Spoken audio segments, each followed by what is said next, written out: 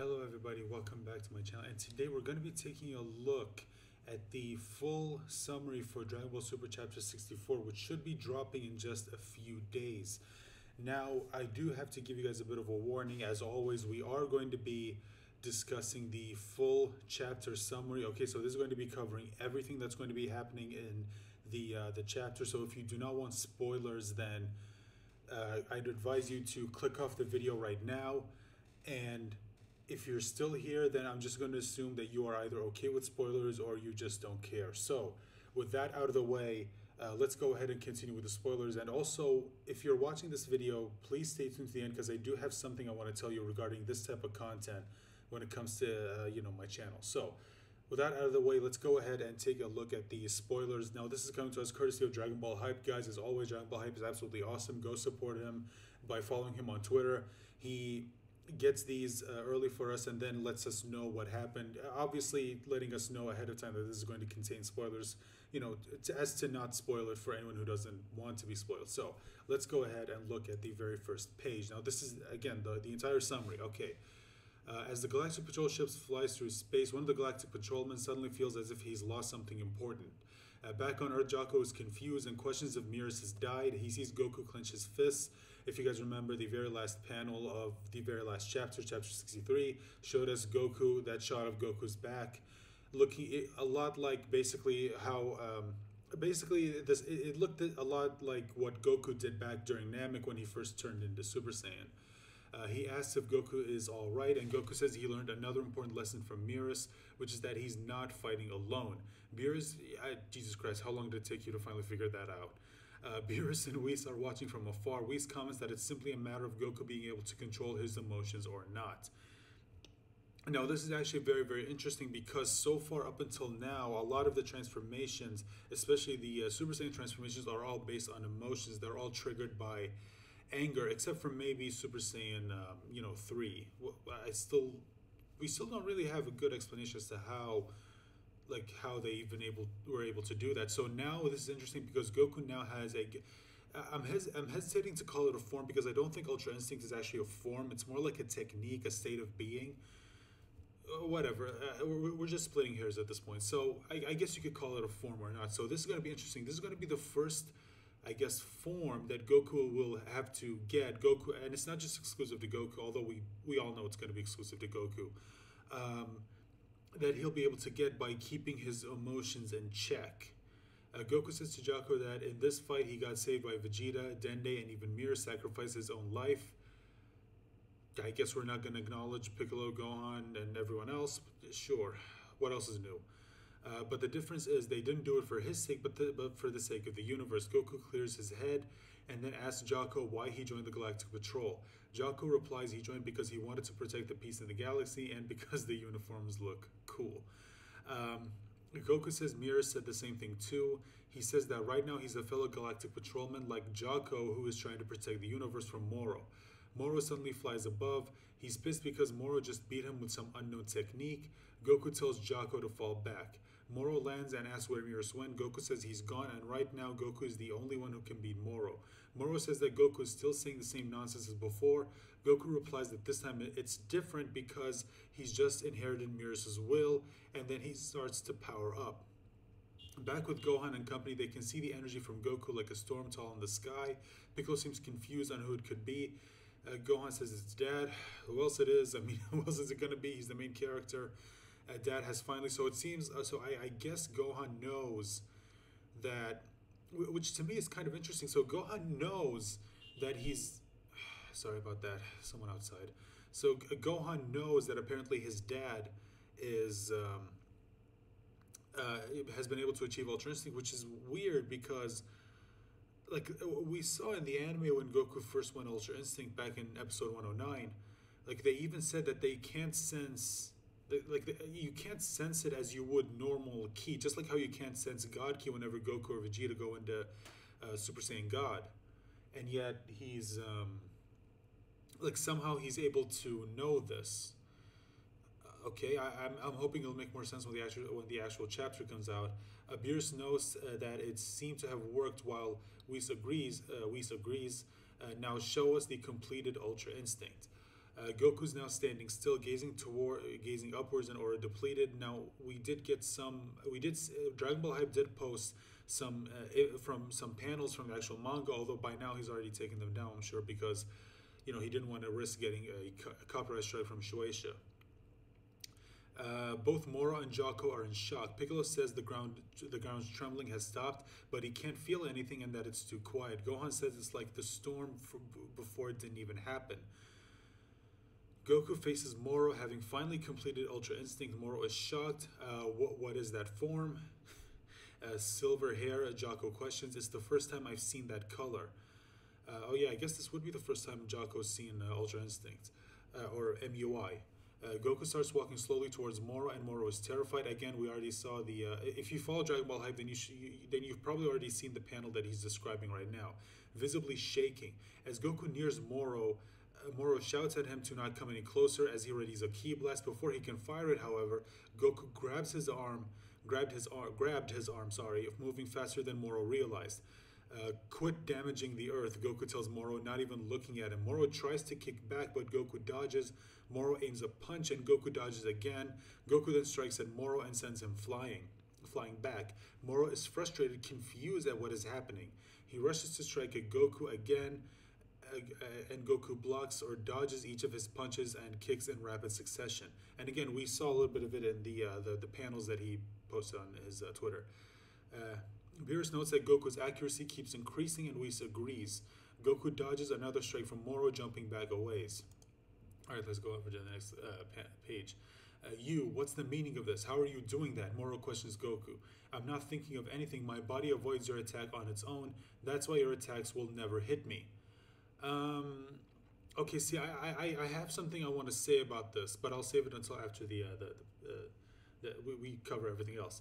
Your body does that on its own, you say. I have no idea what you're saying. Dude, he literally just explained to you what the fuck is going on. Jesus Christ. Moro says back before suddenly powering up. Okay, he added another powering accidentally. This is just okay, whatever. Goku looks on unimpressed as the scene switches to Gohan and Piccolo. Piccolo notes that this time it's Moro powering up, intending on going to full power. Moro finishes powering up, and Goku calmly readies himself as. Okay, so this is interesting because this is basically exactly the same as when Gohan fought against Cell. I mean, come on, you guys remember when Gohan was fighting Cell, when he first achieved Super Saiyan 2, and then, like, Jesus Christ, I can't believe I'm only just realizing this, but it's literally the same. Like, seriously, okay, I'm sorry, but let's just go back for a sec. So, look at this.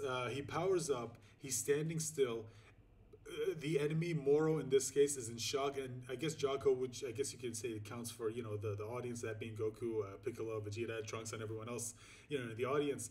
And Piccolo says the trembling stuff, like everyone else is in shock, and then Goku faces Moro, and then Moro's looking at him. In this case, Moro, kind of like Cell was back then, is kind of shocked, asking, hey, what's going on? And Goku slowly walking towards Moro, just like how Gohan was slowly walking towards Cell. Moro terrified, just like how Cell was terrified, visibly shaking. Again, all things that already happened during the Gohan versus Cell fight. Like, come on, this is exactly the same.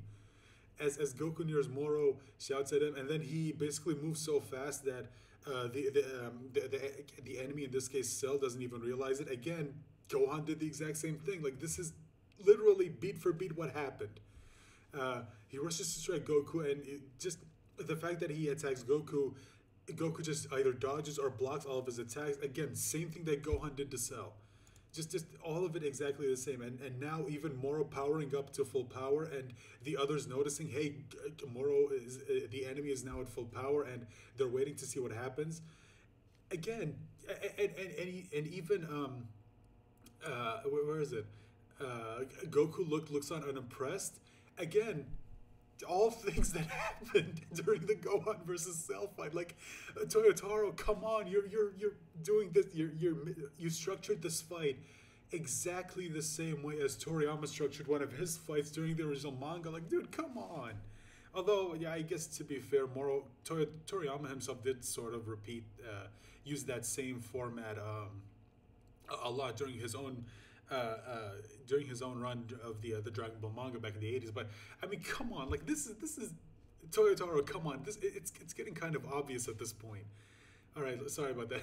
I had to point that out. Let's continue. Goku seems to have. Okay, Moro finishes powering up, and Goku calmly readies himself as Moro charges in for an attack. Before Moro can hit, however, Goku seems to have bound him. Goku raises Moro up in the air, still bound before delivering a fierce uppercut to his torso. And yeah, we saw this in one of the panels. I'll check to see if maybe the panels are still there or whether or not he already took them down. The impact of the attack creates a large shockwave that shakes the land, and it can be felt by those at the lookout and even over the rest of the earth. Moro is punched away as Beerus looks on and says that it's perfect. Oh, how unusual for you to acknowledge that, Whis replies back. I have to acknowledge it. That fighting style is godlike. Beerus says, looking towards Goku. Goku notices that Beerus and Whis had come. Beerus tells Goku to continue and to hurry and get it over with so he can get some food. So typical Beerus. Goku smiles and turns back to Moro, who is now laying badly damaged on the ground not far away. By now you should have realized you don't have a chance against me, Goku tells Moro. Moro grabs at the ground, pulling himself up and clearly in a lot of pain before collapsing once again. Do you understand even a bit of the remorse of those you killed? Okay, so Goku is now sort of acting like he did back on Namek when he fought Frieza. Silence for you to preach to me. Do you intend on becoming a god? I don't fear the power of gods. I am the planet-eating Moro. So you're basically the Dragon Ball version of Galactus. Okay. I live by eating what the gods created. I'm the greatest existence in this galaxy. Moro shouts as he powers up again, his energy sprouting from the land. I'll decide if this planet lives or dies. Dude, you could have decided that months ago, but you decided to fuck around just like every other villain does. Again, like seriously, how many times has this happened? How many times have we said, bro, like you could have ended this a long time ago, but you chose to fuck around and now it's come back to bite you in the ass. I'm sorry, but you deserve this at this point. Just once, I wish we had a villain that didn't fuck around and just got straight to the point and didn't even bother leaving anything to chance. I just one villain, please. I just want to see one villain in Dragon Ball who's actually smart before I die, please. That's all I want at this point. From Dragon Ball. I'll decide. Okay, who has the advantage? Think well on it. Moro mocks as Goku stands still. Moro springs up on him from the ground behind, but before he can strike, Goku kicks him in the face and Moro falls right into one of his own energy beams. Moro falls to the ground in a smoking heap and Goku tells him it's over. Earth isn't one of his toys anymore. Moro realizes Goku holds this planet dear, then first I'll eat up this planet. As Moro stands with an arm raised, Goku kicks him back, sending him flying into a rock formation. As Moro attempts to get back up, a huge boulder falls right on top of him, and yeah, we saw that panel. Again, I'll check to see if it's still there. He cries out to be saved. He doesn't want to be killed. So again, he basically turned into a pussy, just like how Frieza did back during the Namek arc. Okay, oh boy, we don't have that much. Let's just finish this and then I'll get to this. Goku looks on before turning to Jocko. Hey Jocko, this guy has the death penalty, right? Jocko tells him, that's right, you can finish him right here. I see. Then, from here on out, allow me to fight him as an Earthling. Goku says as he tears off the rest of his shirt. Huh, what do you mean, says Jocko. Beerus and Whis seem surprised. Whis comments, it seems he's done with the Galactic Patrol. Beerus has a bad feeling about this. Okay, so that's the entire summary of the up and coming chapter of Dragon Ball Super, chapter 64 specifically. Okay, let me just I'll talk about this in a little bit, but first I just want to talk about this for a second, and then I'll talk about the other thing that Goku said that I kind of want to discuss for a bit. Okay, Goku, what did I want to talk about first? The whole crying out to be saved and he doesn't want to be killed thing. Okay, listen, I hate it whenever writers do this when it comes to their characters. They, for some reason, whenever you have a villain, and the only other time I think we saw this was with Frieza.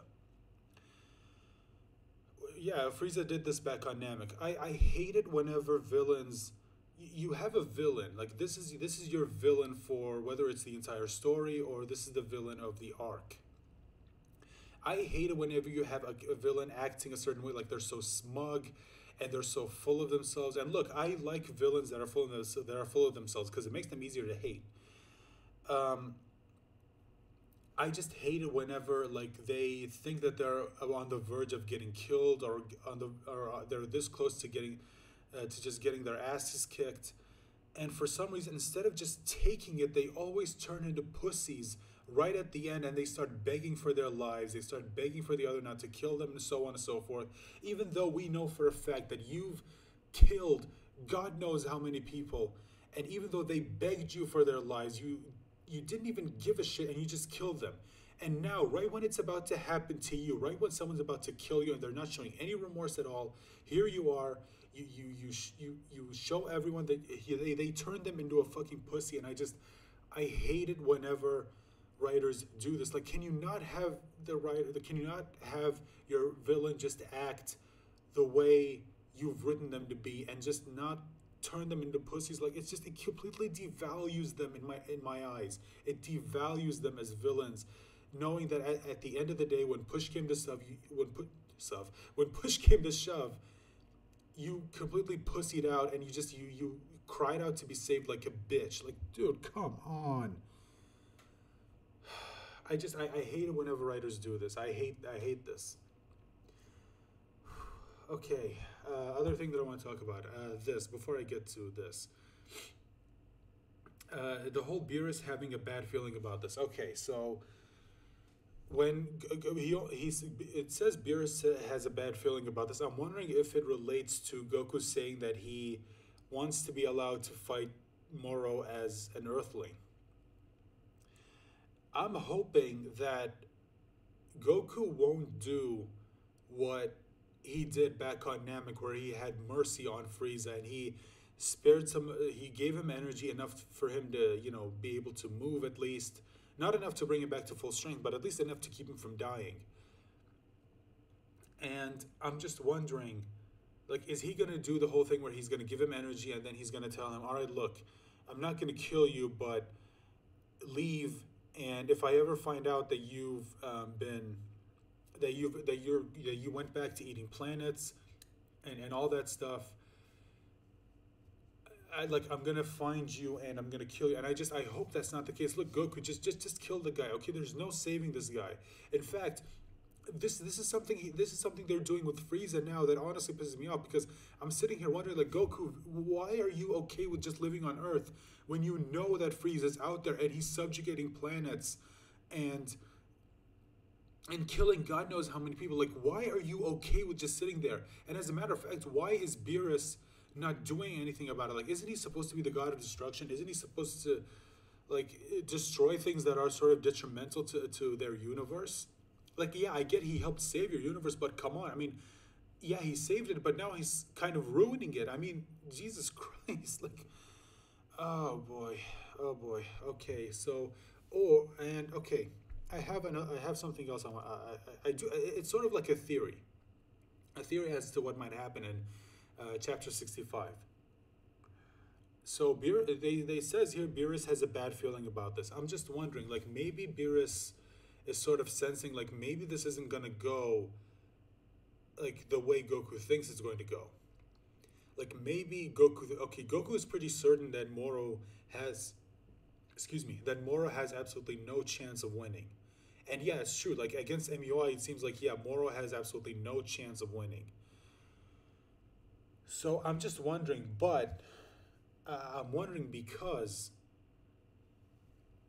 if we know anything about Moro throughout this arc, is that the guy always has something hidden up his sleeve.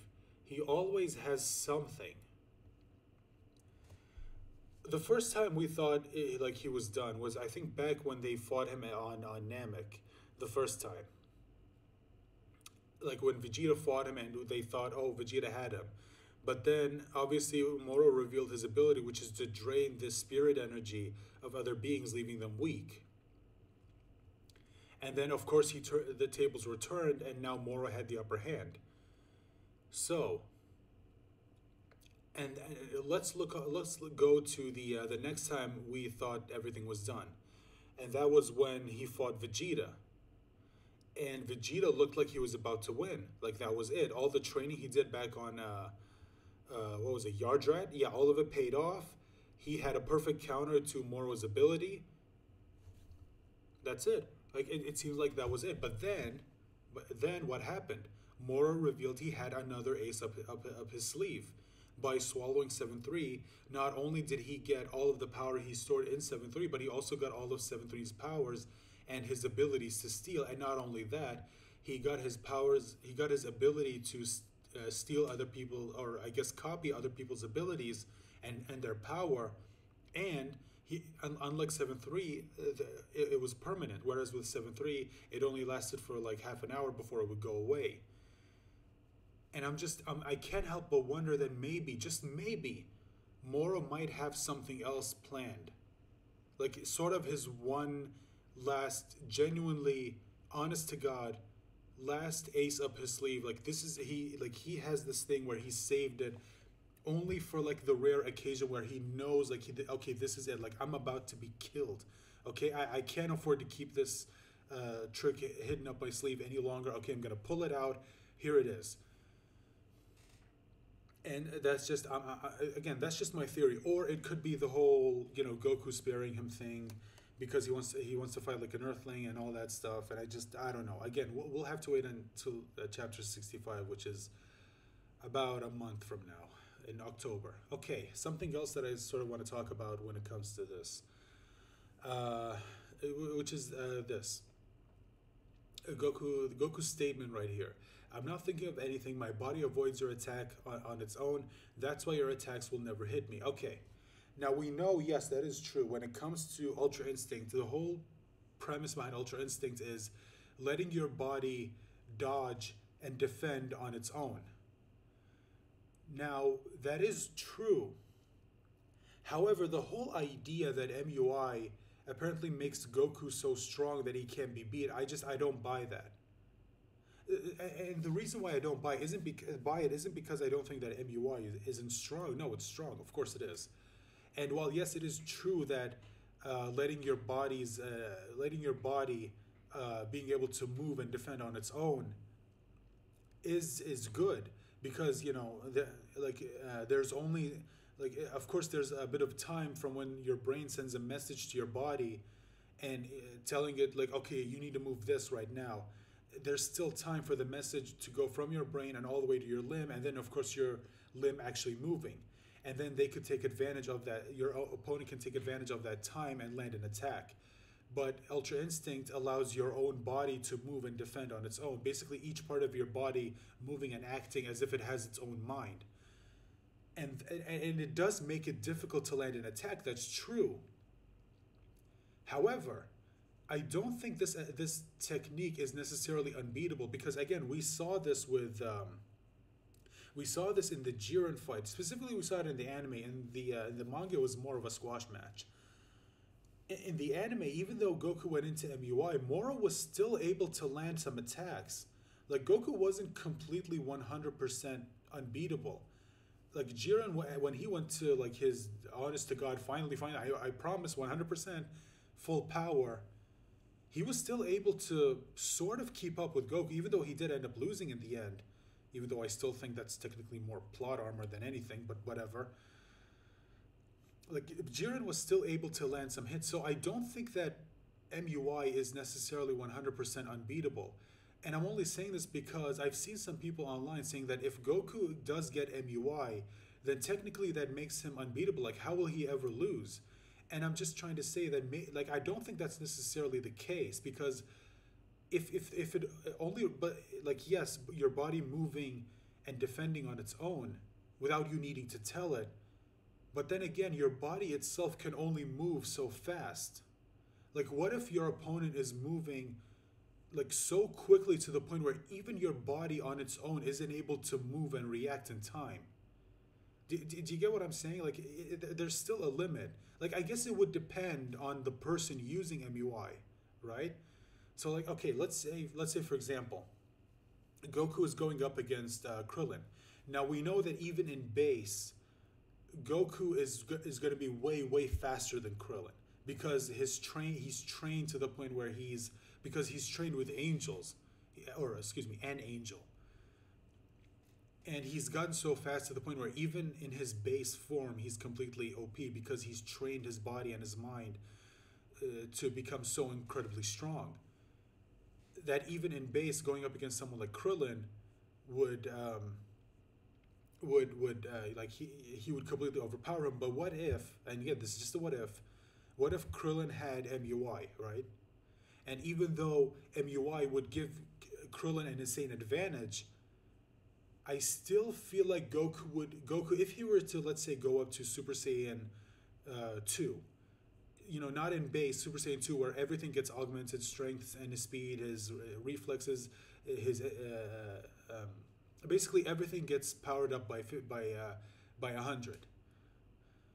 Like, it would still give him an advantage because Krillin doesn't have, other than MUI, he doesn't have like his base form isn't as strong as Goku in his base, right?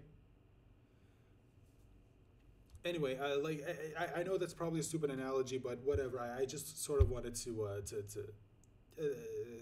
say that, but I basically what I'm trying to say is I don't think that Goku's going to be completely unbeatable even if he has MUI. Forget that stupid analogy for a second. I don't think that's the case. Okay, I do think that enemies will still be able to, like, it'll depend on the next villain or whether or not Goku genuinely has this, like, 100%. Although we all know Dragon Ball, we all thought that at one point we all thought Goku was the strongest when he achieved Super Saiyan, and then here come the androids and they make Super Saiyan look like nothing, and then they get to Ascended Saiyan, and then Cell comes along and he takes that out like it's nothing, and then we get Super Saiyan 2 Gohan, and he, at the time we thought, oh, this is like the strongest anyone can ever be, and then it cut to the Buu Saga and so on and so forth. This is just the par for the course when it comes to Dragon Ball. We all think that, oh, the characters have reached like their absolute pinnacle of strength, and then the next villain comes along that makes their strength look like nothing, and they have to train again, and blah blah blah, so on and so forth. But anyway, that's all I have to say when it comes to this. Thank you so much again for watching. I didn't intend for that to be a lot longer than I anticipated, but I just had to get my thoughts out. So with all that said and out of the way, thank you so much for watching and listening. And if this video does well, maybe I'll cover the actual chapter in when it actually comes out in 3 days, or depending on when you see this video. It could already be out. So thank you for listening, and remember to stay safe and take care of yourselves. Bye for now.